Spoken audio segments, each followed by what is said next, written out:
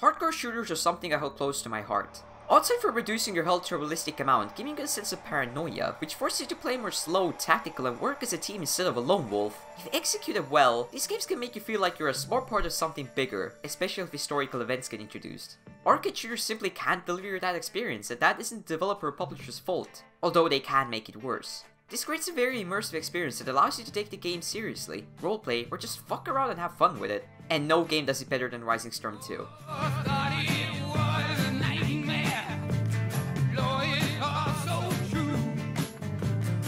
Developed by Antimatter and Tripwire, Rising Storm 2 Vietnam released on the 30th of May 2017, and is available on Steam for $23.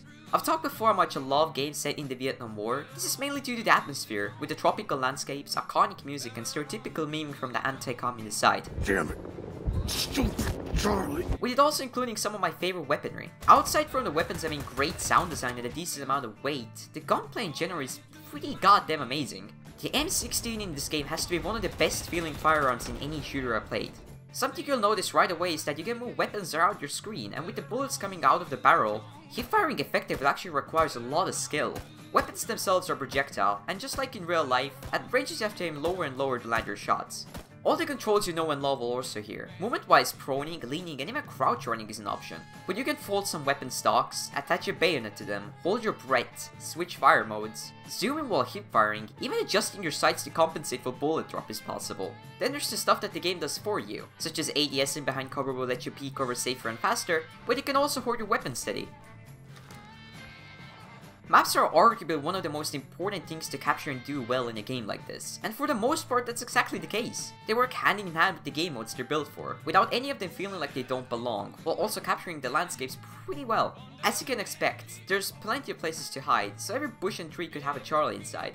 My personal favorites are Coochie, Lolo, Operation Rice, Anlo Valley, and Resort.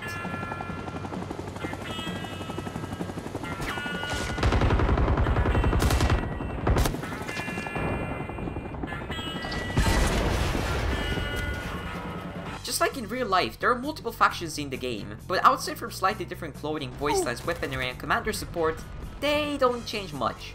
Roles on the other hand are a completely other story. Commanders give out orders but can also call in support abilities ranging from instant respawns for everyone dead on the team to a fucking napalm run.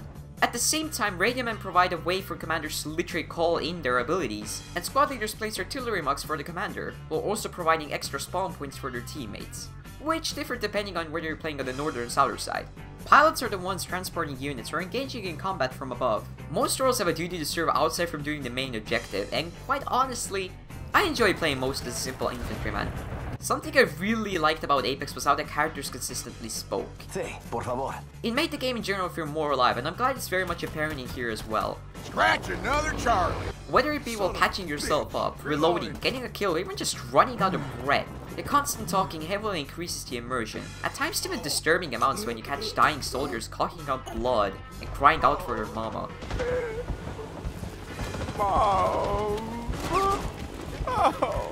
All things combined, it absolutely nails the atmosphere a person expect the war had, and keeping all the great mechanics, I think this game would work in practically any setting. Just for the goofs, imagine replacing infantry with toy soldiers. It'd be a cool way to relive my childhood, and it's a thing. The Green Army Man does exactly that, bringing in 4 unique maps with itself, while also making tweaks to your overall playstyle. Being a small hunk of plastic, you can't take fall damage, you can't breathe underwater, and with all the enormous surroundings, you do feel tiny.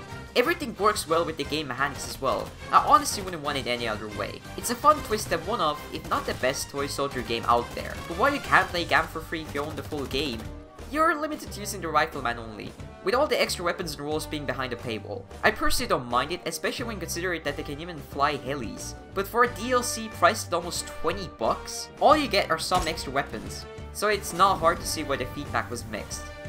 There's a good amount of DLC in general featured in the game, but it's they're all cosmetic without affecting the gameplay one bit, with some of them being earnable just through playing the game. Aside from the many others you can already earn through progression, I don't see it as a problem.